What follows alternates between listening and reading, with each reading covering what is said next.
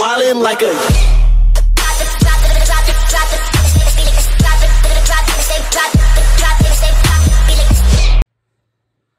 Hey y'all, welcome back to Prison 101. Real quick, I just appreciate y'all. If y'all can give me a good thumbs up, hit that subscribe button. I appreciate everyone that's been showing me the love and support. And I got a pretty good video today. It's about weapons, man. Definitely got two types of inmates that come to my mind when I think about, you know, the knife play, carrying knives, carrying weapons, carrying the lock and the sock, people that actually have the, you know, the balls to use them, man. So let's dive into this video and let's get into the story. Let's go. All right, when I was locked up in prison, jail, and yes, in jail, people would carry weapons, right? Just because you haven't been found guilty yet or you're doing your time at a jail doesn't mean you haven't been to prison. Doesn't mean that these values, you know, that have been given to you are not still, you know, ingrained into you. So the first type of person that I'm going to explain two real quick. And it's very psychological, right? These type of weapons, right? When you bring knives and weapons to cause really tough, very, you know, vicious injuries, right? It very much is to play a psychological game, right? So let's say in my situation, I'm not the biggest person, right? I haven't been in that many fights, right? So why would I carry a weapon, right? The answer is very simple. It becomes an equalizer, right? An equalizer. When I bring in a weapon and when I will show that I will use this weapon, right? I don't change a fist fight, right? I don't change a extortion gig, right? I change it into an attempted murder, right?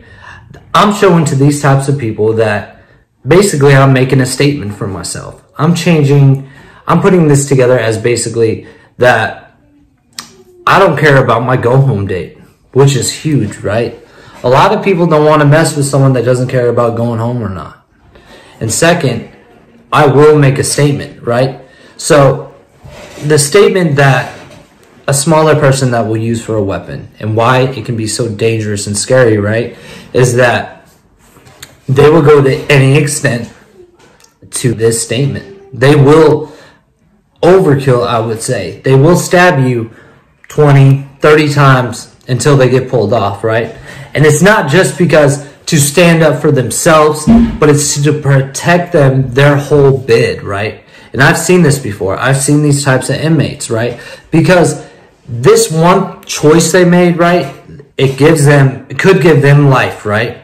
But if they wouldn't have taken this route and be this type of inmate, right, they could have got their manhood taken from them. So rape, right, which does happen, extortion, being abused and forced to pay where you live. So you will never have a ramen noodle when you're hungry, right? You will never have some chips, right? You will never have a soda, right? Everything you have will be taken.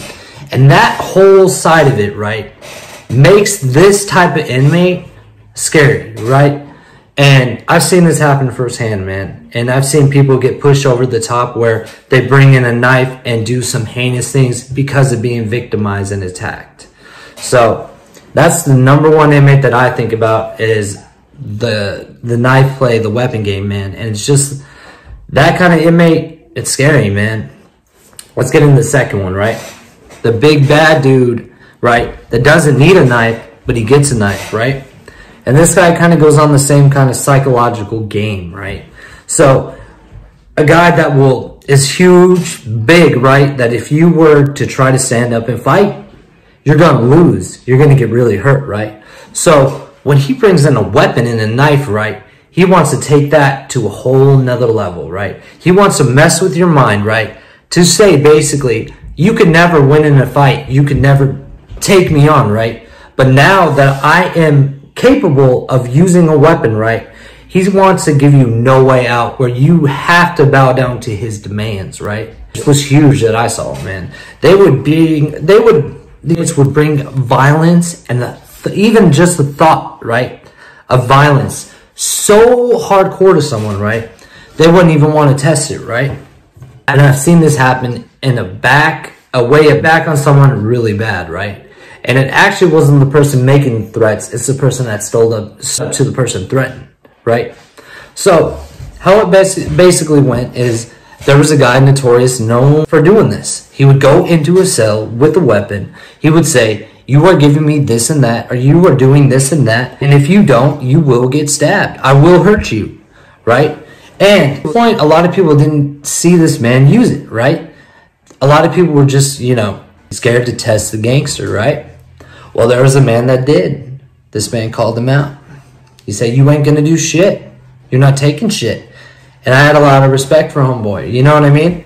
Dude never came at me just because of politics and stuff like that where I was okay, right? But this man stood up to dude. Now, how it got really bad and how it backlashed, right? When the man stood up to guy to test his gangster and punked out dude to everyone, right? This made dude look really bad. This made dude feel a real type of way, right? And you have to see it from this point. This man has gone off this whole bit, right? His whole time doing that. He was this violent, tough individual, right? That could take violence to a whole new type of level, right? Violence that you could only dream about in your nightmares, right? And now that this man had you know, tested dude, and dude didn't just stab him right there, it ruined this dude's whole name. You know, in prison, they always say, you know, it takes years to build your name up, 10 seconds to take it away. So this man lost his credibility. This man lost his way that he would eat and survive. And now everyone looked at this man as a punk. And basically throughout his whole bit, you know, he would be known as a punk unless he did something about it, unless he acted on the threats that he was talking about. So what did he do, right? This person that stand up to him, right? He became his statement. If dude would have just got him right there, right? It wouldn't have probably never been as close and as bloody and gruesome as it was, right? Because by the time when dude had, you know, walked away and didn't act, you know, it got onto a lot of people's mind. It made dude look really bad. So he had to make, so dude ended up stabbing dude as much as he possibly could. Dude came at dude with 100%. Snuck dude and went at him with everything he had.